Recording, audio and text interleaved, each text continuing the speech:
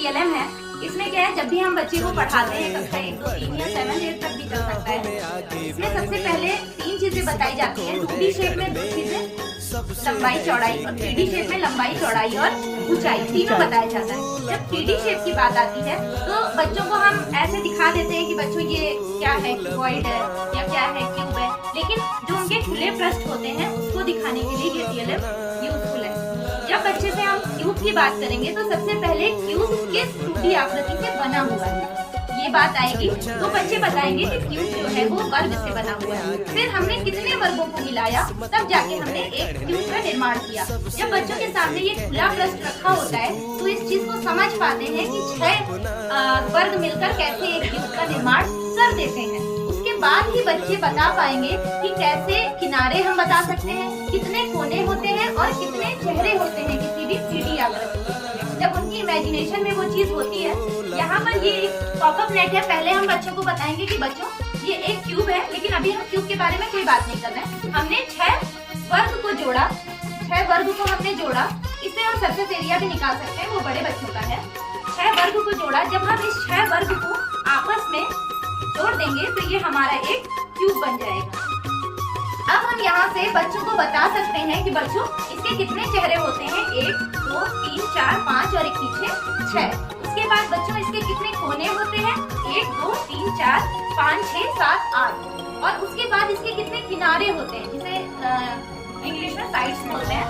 1, 2, 3, 4, 5, 6, 7, 8 की लंबाई चौड़ाई के हो गए और ऊंचाई के 4 साइड, कुल मिला के 12 साइड्स हो जाते हैं। तो ये बच्चे की इमेजिनेशन में पूरी तरह से बैठ जाता है।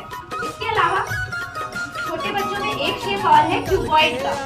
क्यूब में तो इतनी प्रॉब्लम नहीं होती है क्योंकि सारे फेसेस उसके बराबर होते हैं, पूरा वर्ग से ही बना होता है। लेकिन जब बात क्यूबॉइड की आ जाती है तो यहाँ पर हम बच्चे ये चीज समझ पाएंगे कि हमारा जो क्यूबॉइड होता है वो हमारा 4 आयत और 2 वर्ग से मिलकर बना होता है। तब वो सरफेस एरिया, वॉल्यूम या किसी भी चीज को निकाल सकते हैं आसानी से। इसी तरह जब हम क्यूबॉइड को वर्क करेंगे, बच्चे इसको कर लेंगे, इसको 3D फॉर्म में देख लेंगे और इसके चेहरे, कोने और किनारे तीनों बता पाएंगे। ये बन गया। इसके अलावा प्रिज्म छोटे बच्चों में भी है, बड़े बच्चों में भी है। कि प्रिज्म में आखिर क्या मिलकर प्रिज्म बना। बच्चों को इसकी अवधारणा नहीं होती, वो शेप पहचानते हैं, नो डाउट।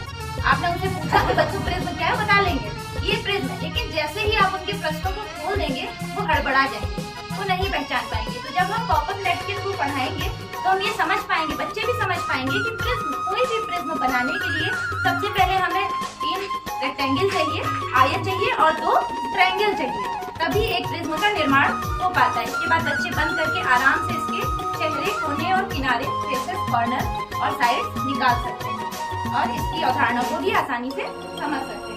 इसके अलावा पिरामिड बच्चे अक्सर बनाते हैं, स्कूलों में पिरामिड बनते हैं, इसके बारे में भी बच्चे सीखेंगे। इसमें हमने 4 ट्रायंगल का यूज किया है। पिरामिड बनाने के लिए हमने 4 ट्रायंगल का यूज किया है। जब इसको हमने बंद कर दिया तो ये पिरामिड बन गया। इसके चेहरे गिनेंगे तो 1, 2, 3 और एक नीचे है 4। इसके किनारे, कोने गिनेंगे तो 1, 2, 3 और एक 4। और जब इसके साइड्स गिनेंगे, किनारे, तो 1, 2, 3, 4, 5, 6। ये हमारा बन गया ट्रायंगुलर पिरामिड।